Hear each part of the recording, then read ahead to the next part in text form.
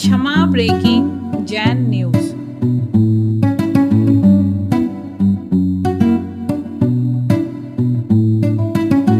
ये प्रश्न मेरे दादाजी का है कि हमने किसी मंदिर में दान देने का कहा कि हम इस मंदिर में इतना दान देंगे।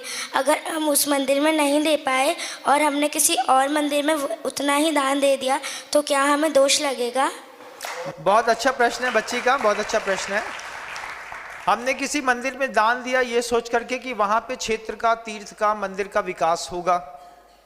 अब आप देख रहे हैं कि कमेटी शून्य है, कमेटी धन का उपयोग नहीं कर रही है, कमेटी धन को मंदिर में रखती चली जा रही है और मंदिर में आपके दिए गए दान की कोई उपयोगिता, सार्थकता सिद्ध दिखाई नहीं दे रही है।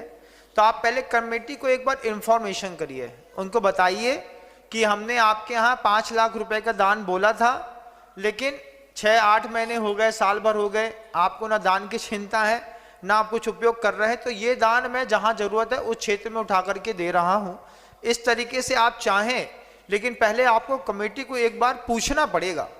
हो सकता है वह कमेटी किसी मजबूरी में काम नहीं कर पा रही हो, उसके पेपर सही नहीं बने हो, वो किसी चीज़ में लगी हुई हो और उसको आपके ऊपर विश्वास हो कि भैया से तो हमको 5 लाख रुपए मिलने थे, वो 5 लाख रुपए हम कभी भी लेकर के और ये ठीक कर लेंगे।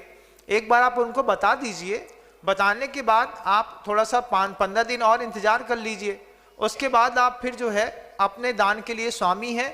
आप कहीं और चाहें तो मुनिराज से पूछ करके कि भगवान मैंने वहाँ दान दिया था। जैसे पपौरा जी एक क्षेत्र है, पपौरा जी क्षेत्र में जब गुरुदेव थे तब बहुत सारे श्रावकों ने वहाँ पर सहस्कुट जिनालय का जो प्रपोजल था उसमें मूर्तियां रखने के लिए बात रखी। बहुत सारे लोगों ने पैसे दे दिए, बहुत सारे लोगों के कमिटेड पैसे थे। तो अब पपौरा जी में जो सहस्कुट जिनालय बन रहा था वो कारणवशात जो था वो रुक गया। अब ऐसा लगता है कि वहाँ पे कभी वो सहस्कुट जिनालय बनेगा ही नहीं। तो बहुत सारे लोग जिन्होंने गुरु जी के सामने दान की घोषणा करी थी वे एक ही शब्द कहते थे, मेरा तो निर्माल्य हो गया, मैंने तो बोल दिए पैसे मुझे तो देना है। तो फिर पपौरा जी के दान के जितने भी पैसे थे, बंधा जी के चातुर्मास में मैंने वहां की करीब 75 मूर्तियों को बंधा जी के चातुर्मास स्थल में स्थापित किया। तो मैंने दान को ट्रांसफर किया ना। मतलब अगर हमको दिख रहा है कि क्षेत्र में विकास नहीं हो रहा है, नहीं हो पाएगा, तो आप गुरुओं से पूछ करके अपना पैसा यहां से वहां कर सकते हैं। इसमें कोई आपत्ति की बात नहीं है।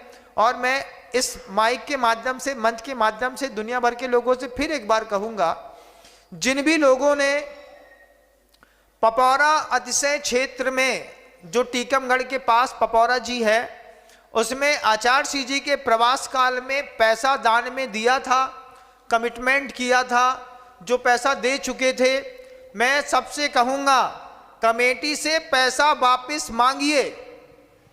क्योंकि कमेटी ने पैसा लिया, उसके बाद काम नहीं किया। कमेटी से सबसे पहले पैसा वापस मांगिए और पूरा का पूरा पैसा आप चाहें तो गुरुदेव श्री समय सागर जी महाराज श्री जी के पास जा करके उनसे पूछ करके कहीं और दान दे सकते हैं।